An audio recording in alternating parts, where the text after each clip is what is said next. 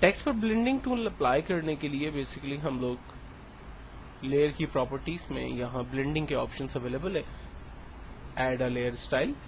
इस पर जब हम क्लिक करते हैं तो यहाँ पर ब्लेंडिंग ऑप्शंस हमें नजर आते हैं। ये blending option step by step यहाँ पर ऑलरेडी दिए हुए, like drop shadow, inner glow और इनर ग्लो, ये सारे हमारे पास इसके ब्लेंडिंग के ऑप्शंस हैं।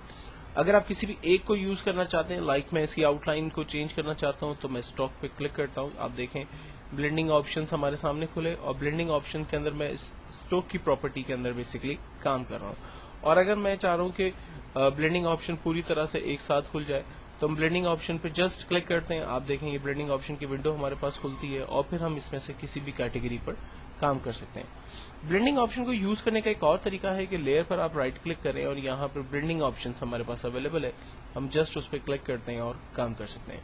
अब ब्लेंडिंग ऑप्शन पे काम करने के लिए मैं आपको स्टेप बाय स्टेप कुछ चीजें बताता हूँ कि तमाम चीजें एक लेयर के ऊपर अप्लाई किया जाए ऐसा जरूरी नहीं है। आप चीजों को अपनी रिक्वायरमेंट के हिसाब से यहाँ पर सेलेक्ट करते हैं और लेयर को अट्रैक्टिव बनाने की कोशिश करते हैं। मिसाल के तौर पर सबसे पहले मैं अपने टेक्स्ट की लेयर को पर एक शेडो जो है वो अप्लाई करना चाहता हूं, तो मैंने ड्रॉप शेडो पे जस्ट क्लिक किया। आप देखें मेरे टेक्स्ट की नीचे जो है वो एक हल्का सा ब्लैक रंग का शेड आ रहा है। अगर मुझे इसकी मजीद प्रॉपर्टीज में जाना है, लाइक इसके कलर, जो शेड का कलर है वो चेंज करना है, एंगल चेंज करना है, तो हम इस ड्रॉप शेडो के ऊपर डबल क्लिक करते हैं। यहाँ पर देखें इससे रिलेटेड प्रॉपर्टी स्ट्रक्चर हमारे सामने खुल गया। ड्रॉप शेडो के अंदर सबसे पहली चीज ब्लेंडिंग मोड जो है वो मल्टीप्लाई आ रहा है और कलर ब्लैक, उसकी ऑफसेटी 75%। अगर मैं इसको 100% करता हूं तो ये फुल डार्क कलर जो है वो मुझे नजर आ रहा है।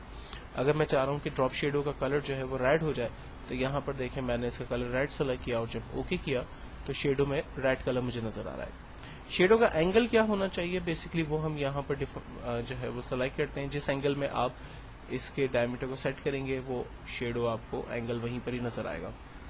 टेक्स्ट और शेडो के दरमियान डिस्टेंस कितना होगा ये आप यहाँ से सेलेक्ट करते हैं। स्प्रेड कितना फैलाना है हमें अपने शेड को और टेक्स्ट शेड को, और शेडो का साइज क्या होगा ये बेसिकली हम डिफाइन करते हैं। इसके बाद इसके काउंटर्स हैं। अगर मुझे शेड के काउंटर्स को अपने हिसाब से एडजस्ट करना है, यानी उसके शेड का स्टाइल, लेयर्स किस तरह से होगी, ये हम यहाँ पर डिफाइन कर सकते हैं। अब ये जितनी भी प्रॉपर्टी हमने डिस्कस की वो सारी शेडो ड्रॉप शेडो से रिलेट थी। इसी तरह से कुछ मिलती जुलती कमांड हमें इनर शेडो में नजर आएगी। इनर शेडो टेक्स्ट के अंदर जो है वो शेड क्रिएट करता है। लाइक इसका शेड जो है वो मैंने ब्लैक किया हुआ है, ऑब्जेक्टिव फुल कर दी है। एंगल मैं अपने हिसाब से जो चाहे इसका सेट कर सकता हूँ।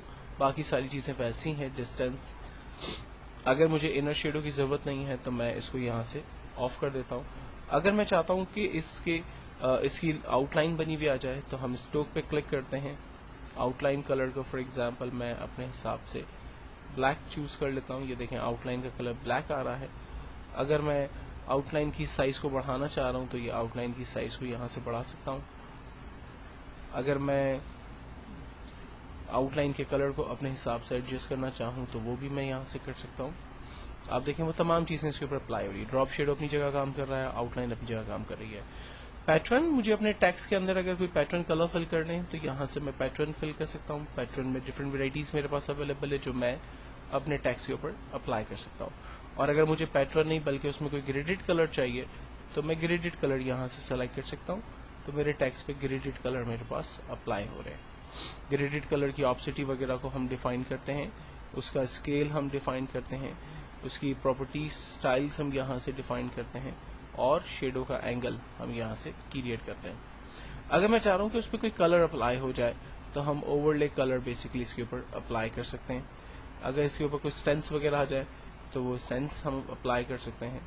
मैं चाह रहा हूँ कि टेक्सचर पैटर्न्स अप्लाई हों तो वो हम टेक्सचर यहाँ से सेलेक्ट कर सकते हैं।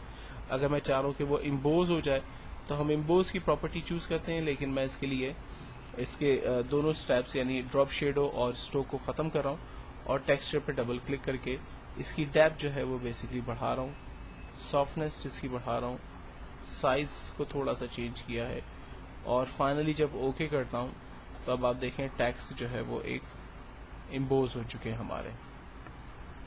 तो बोलने का मकसद इस पूरे स्टेप के अंदर बेसिकली ये है कि आप अपने टेक्स्ट के साथ कौन से इफेक्ट्स अप्लाई करना चाहते हैं वो तमाम चीजें आप इस ब्लेंडिंग ऑप्शंस में जाकर अप्लाई करते हैं।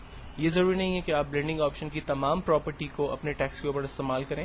ایز پر ریکوائرمنٹ جن چیزوں کی ضرورت ہے آپ صرف انہی کو چوز کریں گے اور جن چیزوں کی آپ کو ضرورت نہیں ہے ان کو آپ آف رکھیں گے.